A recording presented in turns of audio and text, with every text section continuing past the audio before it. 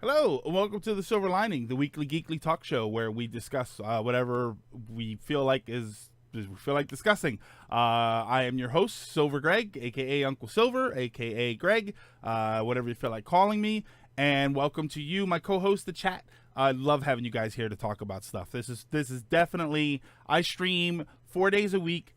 Sometimes I throw in some random streams, and this is definitely my favorite stream of the week, if not my most stressful stream of the week, just because I'm always struggling to figure out what to talk about or what is discussion worthy. Because, I mean, I could come on here and I could talk about, hey, when you clean your rug, do you use that powder or no? And it's like, all right, that's a topic, but nobody wants to talk about that.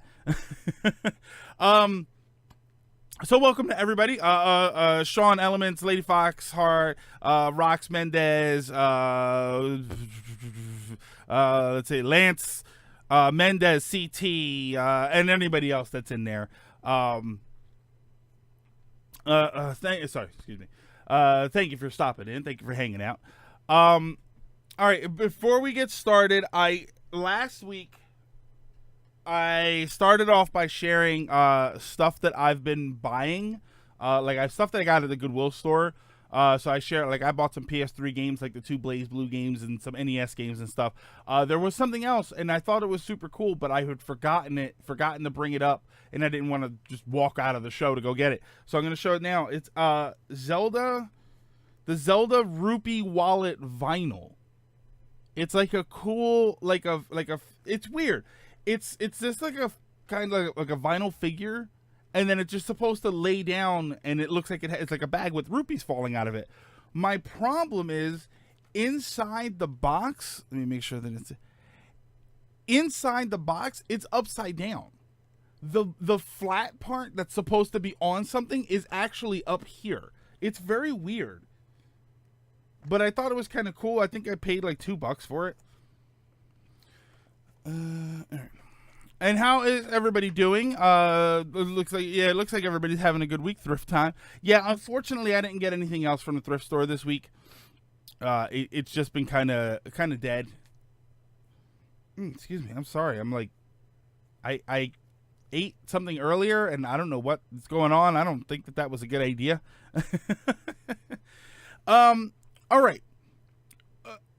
I want to get into today's topic. Right, I want to get into it right away because there's kind of two topics. One of them kind of bleeds into the other one, but the other one is really, the second topic is really on its own. Oh boy, hold on. Is streams dying? Streams are dying? Laggy? Super laggy? Hold on, let's see. Is the stream dying? If you're watching this on YouTube, you're probably not seeing the stream die, but Twitch is crap. But no, there we go. Hold it, there it goes. There you go. OBS is struggling. OBS is struggling. Poor OBS. Poor my computer. It's not even my computer this time because my computer just started, so it's not even that hot. It is struggling. This show is struggling. This is gonna, if we can even get today's show in, this is gonna be a struggle because my kilobytes per second are bouncing all over the place. Let me try resetting. Yeah, try resetting. If you're not up, try resetting. Try resetting if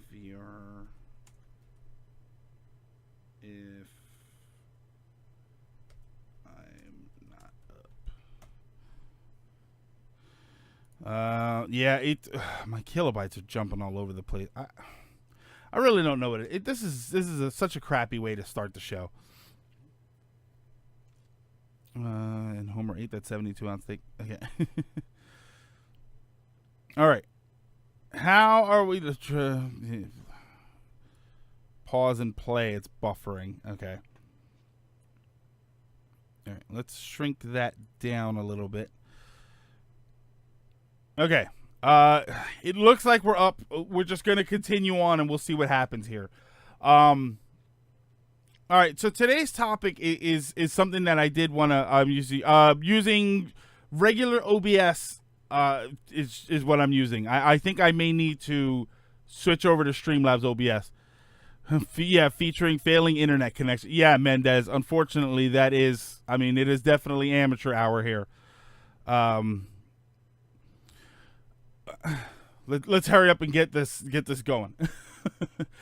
Earlier this week, there was an article that was written and it came out, and then there were some discussions going on about parents hiring tutors essentially to help their kids get better at Fortnite. And I know once you hear the word Fortnite, a lot of people just completely lose interest. And the entire concept of it just drives people crazy. And I don't really know why. I don't, if you don't like that kind of game, I get it. And I'm not normally a huge fan of that kind of game. But the game itself is not inherently awful. It is probably just I think people just don't like the size of the scope of the game, like, well, not the game itself, but the size of the community. Essentially, it's always a little frustrating when you see these random games, and essentially it is in a world where there are this many games, for one game to blow up so big, always just kind of, it feels random. But for the idea for a random game to become so gigantic, yeah, it's the latest craze.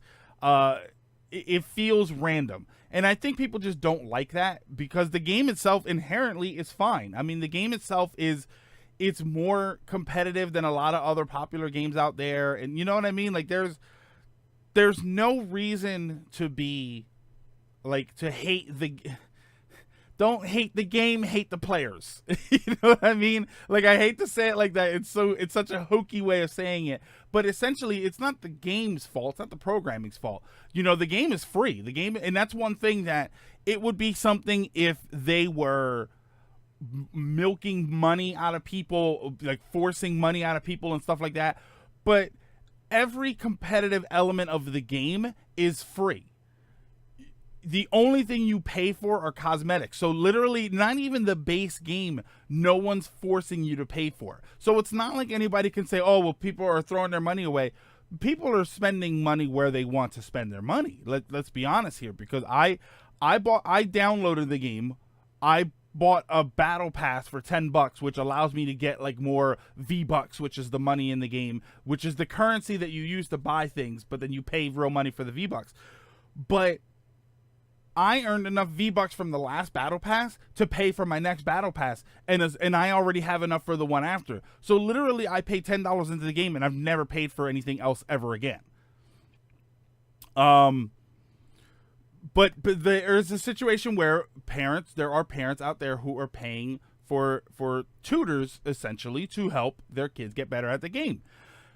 My initial reaction was, you've got to be kidding me. And I'm looking in the chat right now. Fortnite, the Overwatch coaches, I think Overwatch has it like that. The Get Good Scrub sounds like a scam. It sounds like a waste of money. Why would you? So here's my thing. My first instinct was to be exactly like Mendez is. Why would you bother spending money for this? This is ridiculous. This is out of control. The problem is that happened. Yeah, okay. So Roxy, so that did happen with Overwatch. The problem is it makes about as much sense as parents paying for their kids to learn to do anything. How many times have you heard of parents paying for their kids to have music lessons, and their kids don't ever grow up to be musicians? Parents pay for their kids to get trained better in sports. They do things, other than just practicing. They may pay for coaches and stuff to help their kids get better at sports. The kid's never going to grow up to be an athlete. So right off the bat, it seems interesting that there is a culture building to train your kids in something that they do want to be trained in, that they do want help getting better in. Right off the bat, that's an interesting twist on everything. If I had a Switch, I'd give it a go since it's there, I guess. I really don't want to play on PC. I could play it on PS4, but there's a whole... Elements, the whole... See, here's the thing, Elements. The whole non-crossplay thing with that, we could talk about that later, but the whole non-crossplay thing with the PS4 only really comes into effect if you plan on buying the Battle Pass, because the Battle Pass... The problem is that you won't be able to play with other people on other systems. You can if you make another account. That's no problem. The issue is that you're not going to be able to use your Battle Pass stuff. But again, the Battle Pass is the only thing that costs you money. You don't actually have to buy anything. So you can actually play the game for free and on the PS4. And if you like it, either keep playing it or play it on something else where you then buy the Battle Pass if you want to. You don't even have to. You could play the game for thousands of hours and never pay anything into the game. It's called Babysit. I haven't touched Fortnite in weeks. I've been playing Octopath. This is basically football training, but for a competitive video game. Learning music is kind of like learning a second language. Musical skills are supposed to be keen in being a good student. Yes, Mendez, but if the kid doesn't care, if the kid does not care to be getting better and to practice and to learn that instrument, you are wasting money. The difference would be if a kid said, Mom, I really want to learn the violin, and they really put effort into learning the violin. That's where you've got a situation of, okay, here we go. But statistically speaking, how often does that happen? There are a lot of parents that push their kids into instruments because they think exactly like you're saying, that it is helpful in the process of learning, and it's strong. It makes their brain stronger, basically. But if the kid doesn't care, it doesn't have that effect. All it is it ends up being just a waste of money. Fortnite is a game that will not be as big 3 years from now, so it seems worthless. But I guess it depends on how much it costs. If I did play it, I'd rather keep the one account. Yeah, but Elements, I just mean just to try it out, just to give it a shot. And really, since tutoring is more for assistance when you need it, or help honing skills without paying. I never heard of paid tutorials, education. Oh, yeah. School. You're talking about school tutors. Yeah, school tutors. There are tutors for school that you pay, but a lot of the time, school tutors are provided by the school. The difference in education is that normally when you get a tutor, it's because the child is struggling in something that they have to do. You know, you have to go to elementary school. You have to go to high school. You don't have to go to college, but you can go to college, and it does help you out in the future. There's a difference between that. You know what I mean? So I would not put education tutors on the same level as essentially extracurricular tutors. You know, they are tutors for hobbies, tutors, you know, this is training for stuff like that. And that starts to bleed into that question. If anybody out there has ever paid for a cooking class, it's kind of the same thing, because you don't need to know how to cook. There are lots of people who get by.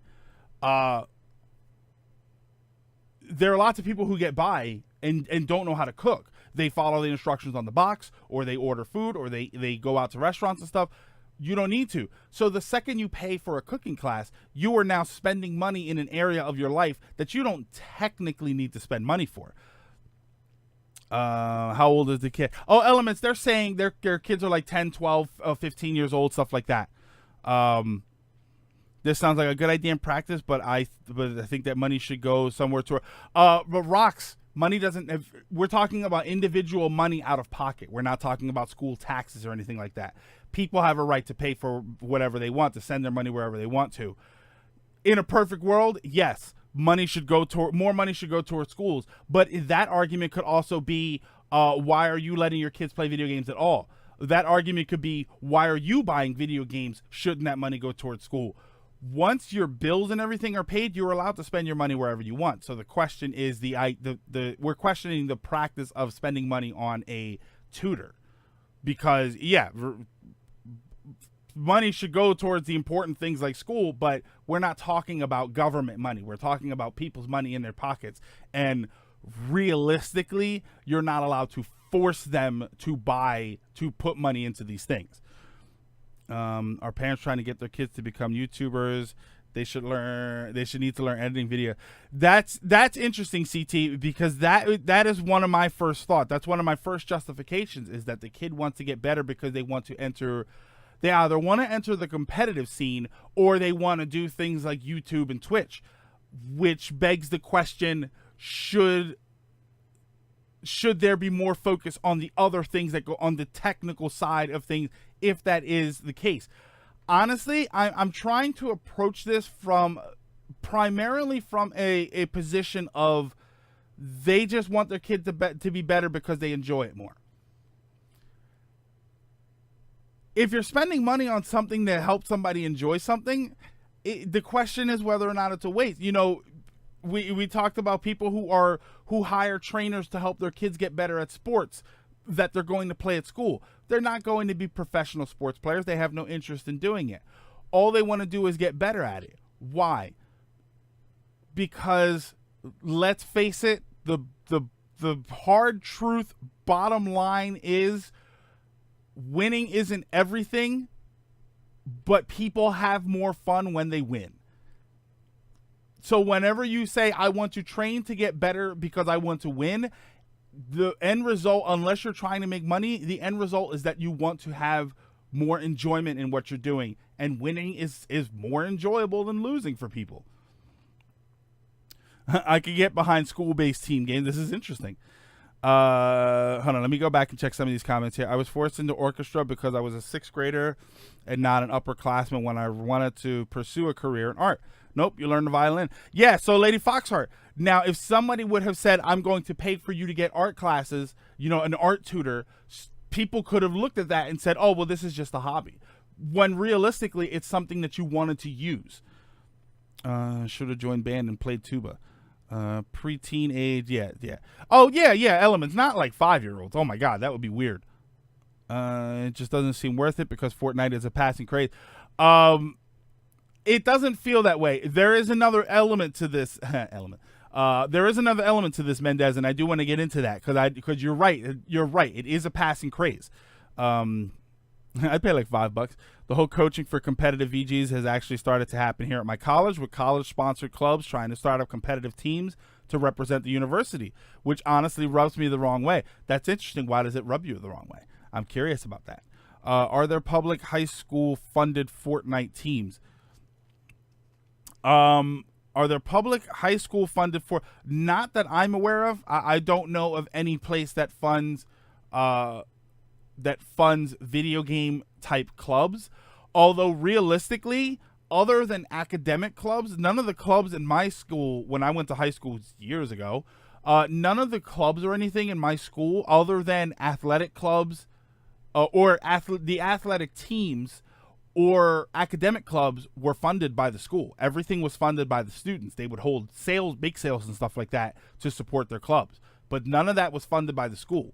It was kind of like an anime where the only thing that the school provided was a faculty member, if there was one available, and space to be in the club. Let's see. Speaking of the devil, I was bowling one day, and there was a high school bowling team there, which was like they had uniforms and everything. So there are some schools that fund that stuff. To be honest, the whole tutoring Fortnite looks more like something made to become E0. Yeah, it really is. It is definitely something.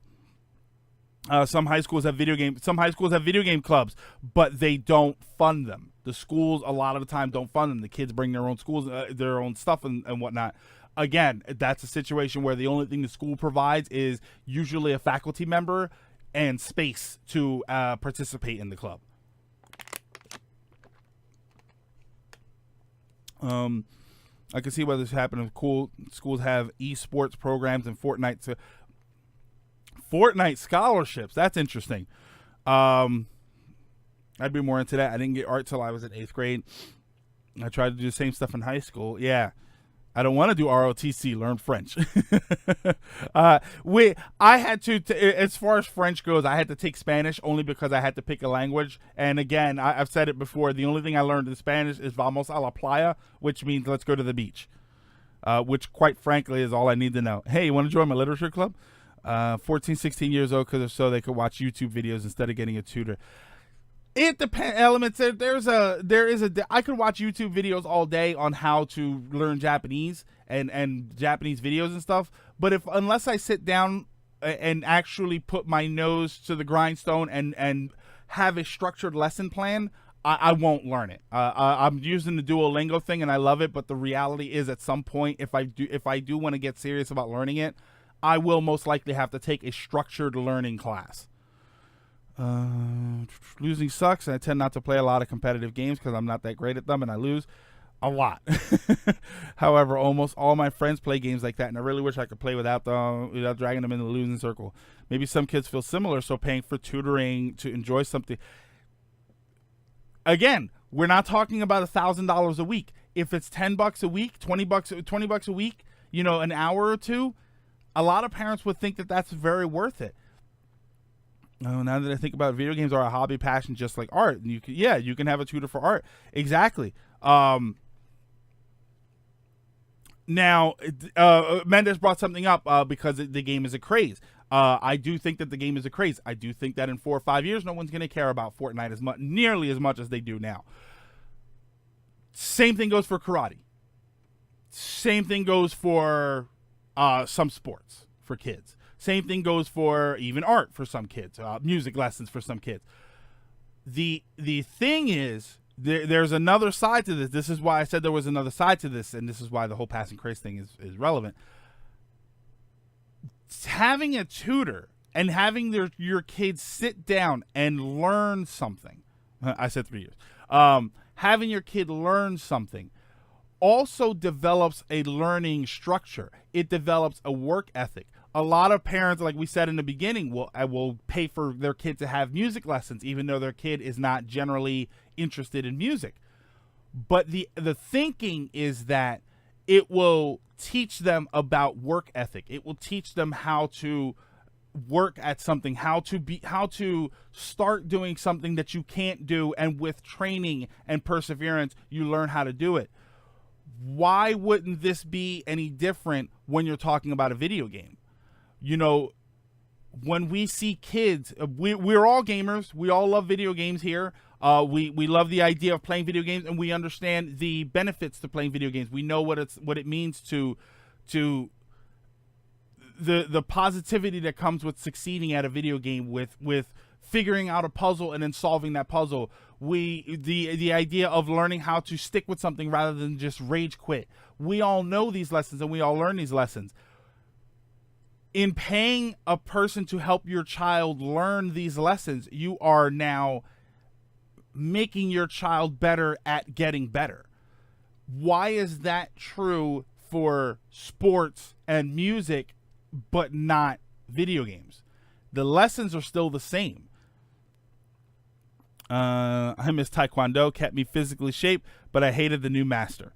It may be a craze, but the skills you learn playing that can probably translate to other similar games as well. Plus, paying for tutoring could just as easily move on to the next craze too. Yeah, absolutely. I took Taekwondo too. I guess Taekwondo was so great they made a Taekwondo too. But it was to teach me discipline. Rocks, it's the same thing. It really, I know it sounds ridiculous because one of them is a more physical activity and one of them is more mental in a way. If on the surface it's like that, realistically they're both the other way around. But it's the same thing. If you guys are, it doesn't have to be Fortnite. Take any competitive game that you've ever played in your life, any game that could be seen as a competitive game, whether you're talking about a multiplayer game or a single player game that has a speed running competitive aspect to it, or puzzle games, anything like that.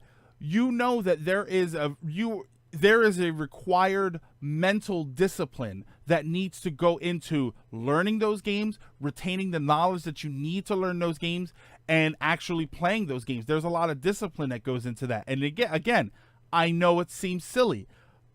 You sit down and you play some Tetris. You just pass some time. But look at the people who are really, really good at Tetris. Look at everything from their mental dexterity to their physical dexterity with their hands and their fingers and their hand-eye coordination. I can't think as fast as some of these people can play Tetris. You can't tell me that there's not a lot of discipline, that there's not a lot of mental agility in there. And that translates into other things. Got my black belt though. Lady Foxheart, I also have a black belt, but it's reversible. It's brown on the other side. Because it's geared towards teaching a specific medium. Gaming is constantly evolving. Fortnite community with the games are constantly evolving. Gaming has been gaming for a very long time, and I will disagree with you on that. Gaming, the competitive side of gaming, has always been there since the beginning. Since the first video game popped up that had a high score on it, and someone said, I can do better. Right then and there, that was the birth of competitive gaming. Immediately. The games have evolved. The way we play them, the way we interact with them, what is required of us when we play those games, that has evolved. But the concept of gaming has been around for a very long time.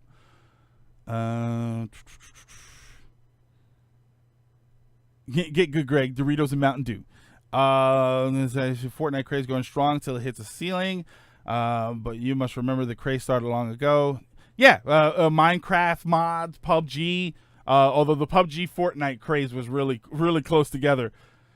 I didn't need the discipline part since I got that at home. Well, Lady Fox, not that kind of discipline. the ability to pick a course and stay on it, that kind of discipline. Okay, one of those weird people who have fun losing. Edgy, I like losing only because it teaches me how to win. It teaches me what I did wrong, but some people don't see it that way. Rubs me the wrong rubs me the wrong way because the university is considering funding the clubs and coaches without letting the club develop on its own without university funding. I'd rather see the club grow from the students determining it. I agree with that, Dr. Gibbs. I agree with that. That's where you get into the situation of more money should be going into the school. That's where you get into the situation of why not lower tuitions or put that money towards better housing, better facilities for the students, not towards gaming clubs and stuff like that, or any kind of club really. I'll agree with that. Absolutely. That tuition money from everybody shouldn't be going towards Otaku. What's going on? Thank you for the follow. Thank you for the invitation to the host club. But yeah, I absolutely agree with that. Most games teach people hand-eye coordination. I don't know. I played a lot of Sonic and don't feel any faster. But Hawk Goggles, I bet you were better at it than you were when you started. And I'll bet you that playing Sonic games and moving so fast helps you get better at platforming games that don't move as fast. If anything, they feel like they're moving too slow. Then yeah, they should be teaching just Fortnite, but competitive. Not just Fortnite, but competitive. Agreed. Not just Fortnite. They should be teaching you competitive gaming on multiple scales. Understanding why different games function differently. I do like that idea. Hey, Mr. Sonic. Speaking of Sonic, Otaku, what's going on? Again, welcome and thank you for the invitation to the host club. I figured you especially would like that notification. Most original score-based games were made to eat quarters, so yeah, they'd cause competition with other pay. Yeah, that's why. And competition is competition. Listen, I used to watch shows of fishing competitions. You can make a competition out of anything. You could pretty much make competitive almost anything nowadays, depending on what aspect of it you are trying to compete at.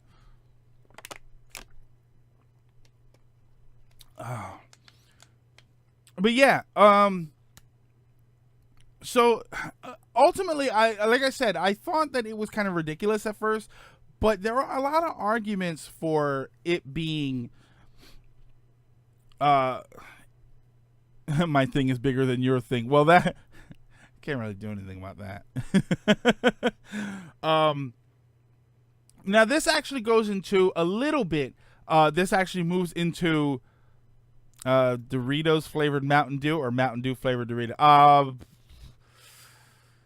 Mountain Dew flavored Doritos, but I wouldn't like either one. Probably competitive TV watch. Well, yeah, it's watch as much as you can without falling asleep. There you go, competitive TV watching. This kind of bleeds into the other topic. I wanted to talk because EVO is going on. If anybody is not familiar with that, EVO is the fighting game competition that goes on somewhere, I don't know, somewhere in California. But yeah, it's a fighting game tournament over the weekend. I have the schedule up here. That's why I'm looking over at the screen. And my understanding is it goes on every year. It is a major fighting game tournament. There is a lot of stuff that goes on. It's very competitive. Looks like this year's lineup is Street Fighter V, Dragon Ball FighterZ, Smash Brothers Wii U, and Smash Melee, Tekken 7, Blaze Blue Cross Tag Battle, and Guilty Gear, I don't know, what the hell is that, Z2 or something? I can't really tell. And Injustice 2. Now, these tend to be incredibly competitive, obviously. This is like, I think this is probably the main fighting tournament of the year. It is extremely competitive. I believe there is a lot of money on the line. I would imagine betting is competitive money spending. Lance, I would imagine that there's some betting going on. I wouldn't at all be surprised if there were Vegas odds on some aspect of EVO. I'm not into fighting games with Melee really that good. Man, I don't know. I don't think it was so good that all this time later people still need to be fighting about whether or not it's great or better. But yeah, this is the cream of the crop of fighting game players. Now, the reason I say that this kind of bleeds in, it's in Vegas. It's in Vegas. Macho Man is at EVO. I don't believe Macho Man is at EVO. I think there are several reasons, one in particular, that he's not at EVO. My question is, when you have these kids who are essentially professionally trained, if you're talking about somebody who is trained in Fortnite and has some, I mean, I can't imagine that there's some kind of certification for a fighting game player, but unless you're talking about somebody who has won competitions on a competitive level, should parents, if their kids are learning games and getting tutors for a game because they want to play in competitions, should there be a category for self-trained versus professionally trained? I know it's a silly question, but at the same time, I mean, this has come up in cosplay. This has come up in a cosplay scenario where people have questioned whether or not there should be separate categories for professionally commissioned costumes versus costumes built by the person themselves. And it always gets shot down, but it is kind of a point of contention. Fortnite tutors moving on to EVO now. Resume maker, professional Fortnite player. Damn it, stop moving. My screen is like moving around. But yeah, I think Melee is still the most fun Smash game to watch, but I ain't one of those. The rest of the series is trash. Yeah, because I've played Melee before, and it's fine, but I don't know. Smash Wii U is just the Smash Wii U is just an evolution of the game. It's where the game naturally should have gone. But yeah, I think that it's a curious thing that in a competitive setting, should you have to disclose whether or not you've been professionally trained or not, or if you were self-taught? An example of this, and I had a problem. I used to watch the show Hell's Kitchen. Professional Cosplay Award and a Ghetto Cosplay Award. Well, not Ghetto Cosplay Award, but something where the person people have to disclose what they bought and what they made, and a certain percentage needs to be personally made in order, you know what I mean? A separate category. This topic has come up before. It's effing raw. But yeah, the should you have to disclose that? I used to watch Hell's Kitchen, which was supposed to be an amateur cooking competition where they one of the rules of a lot of competitions. Hey, Aqua. One of the rules of a lot of competition shows, especially, or competitions in general, is that they're not allowed to be professionals. They're not allowed to be amateurs. Most people will define professional as paid for, paid to do it at some point. So the question, the thing in the Hell's Kitchen show, I got really annoyed. They would have these people on the show, and they were supposed to be amateurs, and they would have like, oh, I'm a housewife of 4, and I have 4 kids, so I learned how to cook for them, or my wife does this all the time, so I could, you know what I mean? It was always like amateur kitchen chefs type thing. And then every once in a while, people would start coming up and like, yeah, oh, I worked at this restaurant for 2 years, and I worked here for 3 years, and I went to culinary college and stuff. And it's like, you're kind of a professional then. You're somebody who has worked in the industry and been professionally trained. Do you actually qualify for this show? Because you sound like you're overqualified. So now the situation becomes, when you get into these competitions with big money prizes, and they're supposed to be for amateur, because Evo is for professionals. But this is why I said it only kind of bleeds into the other topic. When you get into these situations where they're supposed to be for amateurs, these high-profile tournaments at conventions, for instance, should people have to disclose that they had classes in how to play this game? Or do you create a separate class for, okay, this person has been professionally trained, this person is self-taught? Obviously, you can't prove one or the other. But that does call into question that whole aspect of competition gaming. Money is a big factor too. I have a friend that moved out to play competitive League of Legends. He's actually really good and said he enjoyed Dota more, but LOL gives him more money and recognition. E0, that, and it's not even just a tournament scenario. It is, if you are a high quality Fortnite player with 1,500 kills and you start a Twitch channel, you're probably going to get a lot of followers really fast, because word of mouth is going to spread really, really, really quickly that there's this guy that plays and he wins every other game. There's a lot of money to be made there too. Ask Ninja.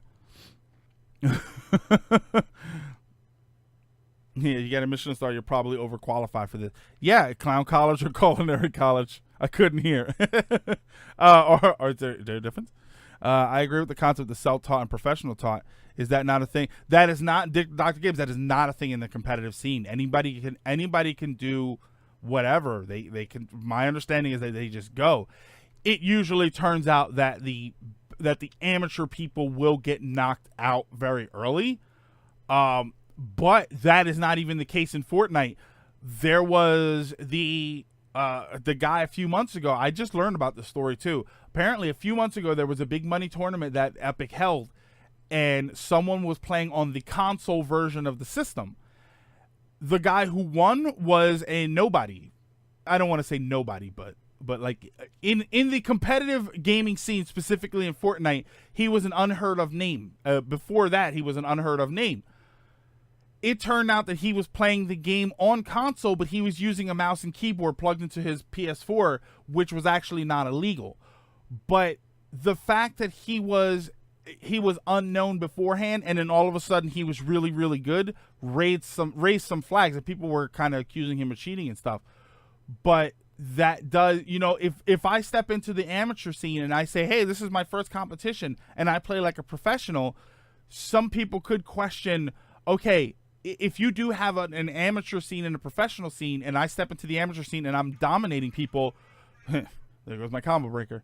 The question can easily be brought up of whether or not I have actually been professionally trained. And again, on a small competitive level, just for fun, who cares? But in a big money scenario, you are going to have people asking real serious questions. There should be different categories for professional or self-taught. There's a world of difference between being taught by a pro and learning something on your own. Newbies are there to mostly have fun. But again, rocks. Winning is more fun. I'd be kind of pissed about the mouse and keyboard thing. That's the thing I love about the fighting game community is the openness of it. Walk-in tournaments are its backbone, and events like EVO even have walk-in tournaments on the side.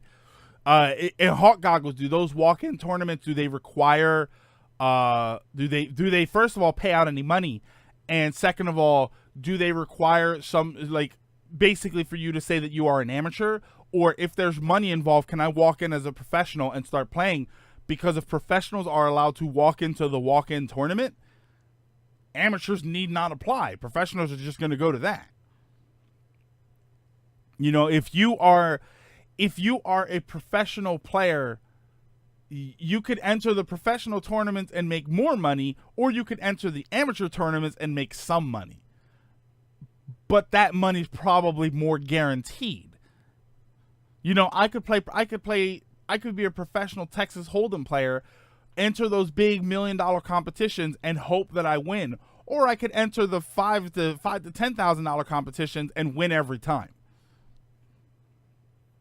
That's why I look at programmers more like artists and workers rather than just players. They get dedicated to their craft, and a lot of them do it because that's what gets the money. Exactly, E0, and you know how they get started. They pay tutors. So what if these kids don't become memes or professional or the next greatest troll of Fortnite? They move on to the next thing, like a lot of kids do. That's why, and that's the thing, that they're kids. They're not tied into these things for life. They're not trying to be tied into these things for life. They like doing it for fun. It's just more fun when you're better at it. You know, any musician will tell you playing the guitar is fun, but if you go blang blang all the time, nobody cares.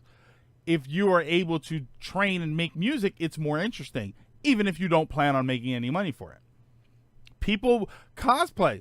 Look at cosplay. People spend thousands of dollars on cosplay and don't make any money off of it. They don't win competitions. They do it because it's fun. Wait, you have to pay to go to tournaments? I thought those big tournaments. Rocks, it depends. There are some pay to enter tournaments. There are some big money tournaments where you pay to get in.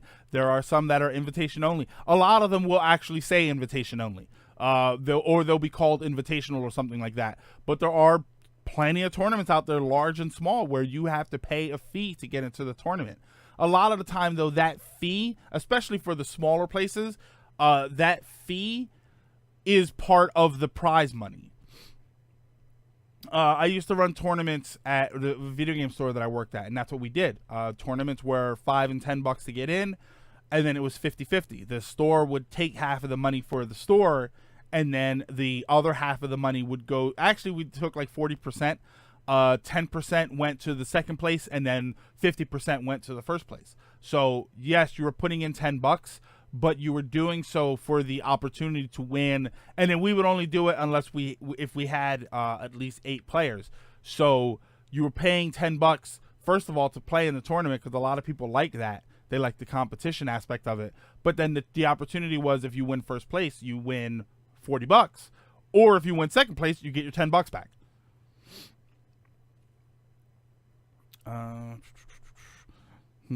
Yeah, it's the buy-in. And of course, the host has to get a cut of it. Oh, of course. Well, the host, you know, a lot of the time, for video game tournaments in particular, like for what we did, a lot of the time that ate up time of the day. You know, people would come in and they would see a whole tournament going on and they wouldn't want to shop. So, you know, they might come in and shop, but they might not. So, you know, there is some money that has to go to wherever it is that's hosting the thing. Reminds me of my very recent endeavor practicing pickleball. I don't know. That sounds I don't know.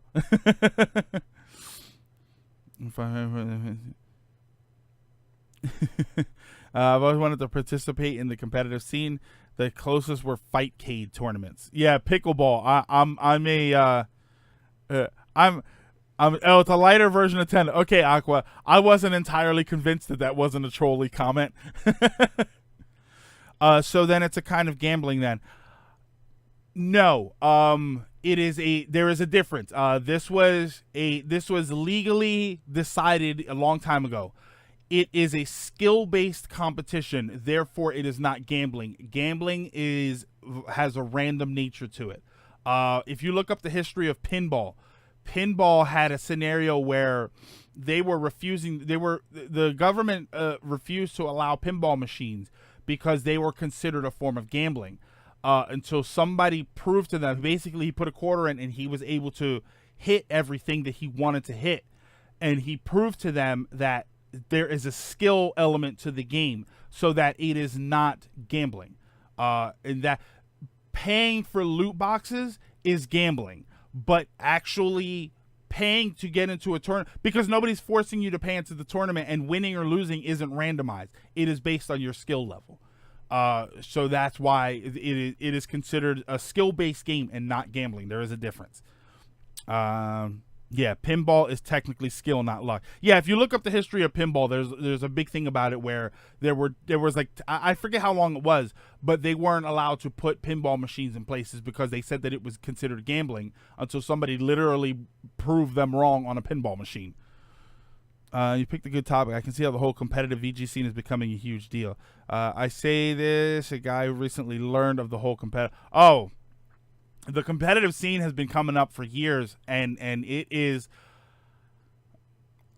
There is another topic there that is a little more. Wouldn't crane games could be considered gambling. Crane games could be considered gambling because no matter how much skill you have in moving over, the aspect of it grabbing it can be randomized. The problem with crane games is that, or the problem with calling crane games gambling, is that you do have an element of control over what's happening.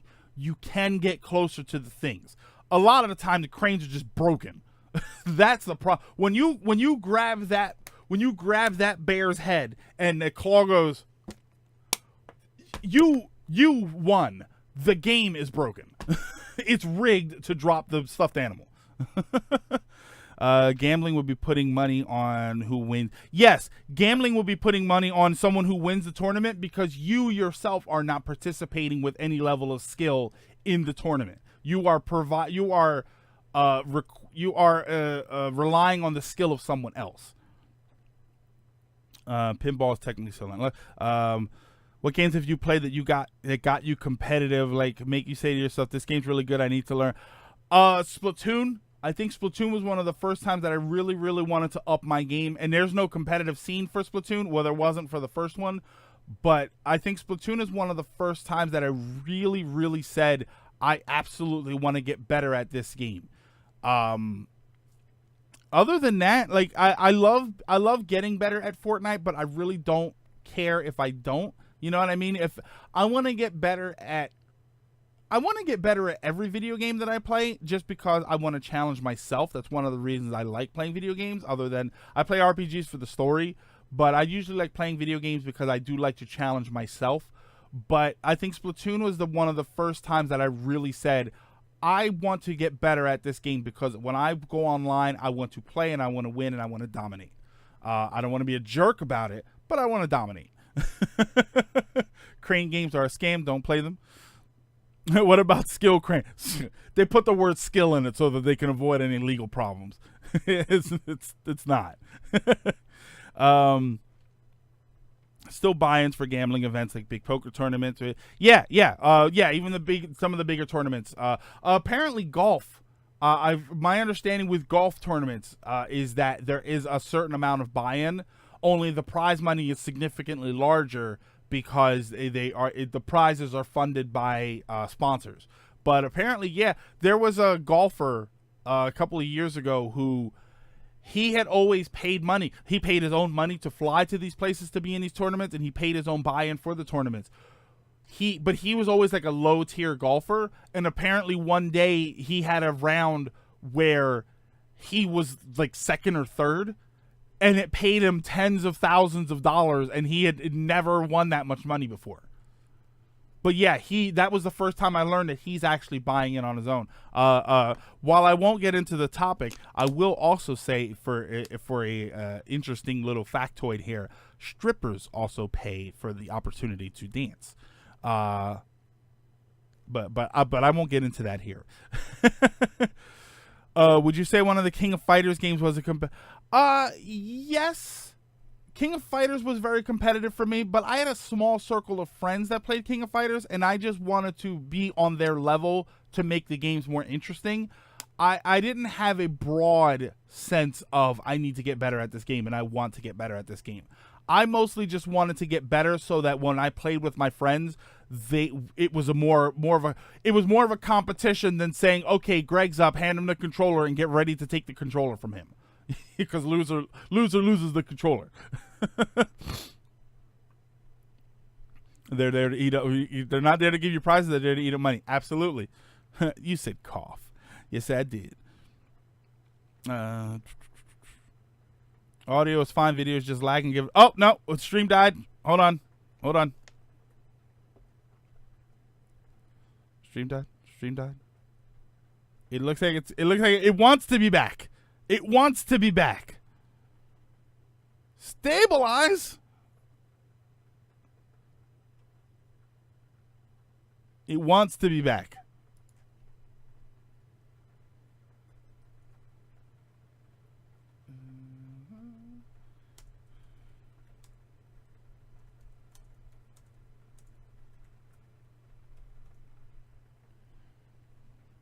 Oh, it looks like it's stabilized.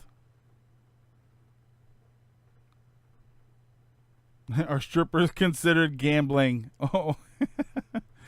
Are strippers considered gambling only if you don't use a condom? Greg, can I 1v1 you in King of Fighters? Otaku, you can 1v1 me in King of Fighters. It has to be 98. And we have to figure out a way to play because I don't actually have King of Fighters 98. Well, I don't have it on anything that I can play online. Oh, by the way, are we back? I'm sitting here talking to the camera, and I don't actually know if it's back.